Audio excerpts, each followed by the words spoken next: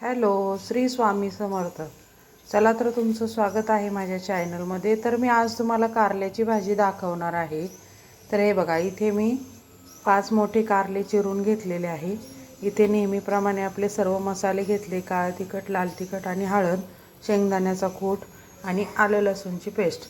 मी इथे कढई ठेवली आहे. कढईमध्ये 2 मोठ्या आकाराचे कांदे घेतलेले आहे आणि ते आपल्याला छान असे लालसर कलरवर परतून घ्यायचे आहे. बघू शकता तुम्ही, मी अशा प्रकारे कांदा परतून घेत आहे.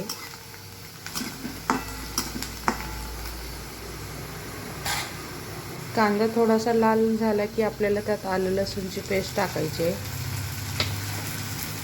परत आपल्याला एकसारखं त्याला परतून घ्यायचं आहे.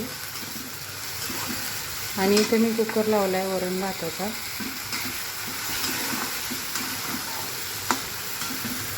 अशा प्रकारे आपल्याला ही परतून घ्यायचं आहे सर्व.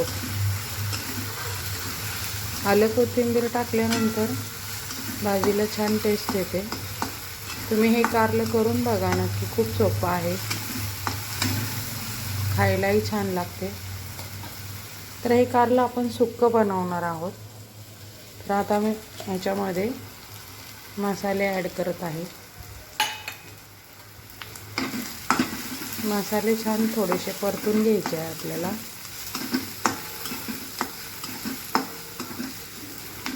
हे बघा, अशा प्रकारे 5 मिनटं परतून घ्यायचे आहे. त्याच्यानंतर आपल्याला याच्यामध्ये सर्व कारले टाकून घ्यायचे आहेत. हे बघा, अशा प्रकारे आपला मसाला छानपैकी परतलेला आहे. तुम्ही मोठ्या गोल आकाराच्या पोळीसुद्धा करू शकता आणि गोल आकार कापवू शकता, आपल्या आवडीप्रमाणे आहे. तर हे बघा, अशा प्रकारे परतून घ्यायचं आहे आपल्याला. आणि थोडीशी वाफ आल्यानंतर आपल्याला शेंगदाण्याचा कूट टाकायचा आहे. तर आता आपण शेंगदाण्याचा कूट टाकून घेऊया. आपल्या आवडीनुसार टाकायचं आहे. बघा, इथे मी शेंगदाण्याचं कूट टाकून घेत आहे.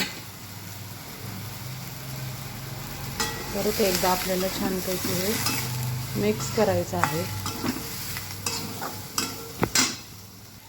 आता मी याच्यामध्ये थोडीशी साखर पण टाकली आहे. माझ्याकडे गूळ नाही आहे आता. गूळ टाकला तर अतिउत्तम. गूळही तुम्ही टाकू, शक्यतो गूळच टाका. माझ्याकडे नाही आहे म्हणून मी साखर टाकली.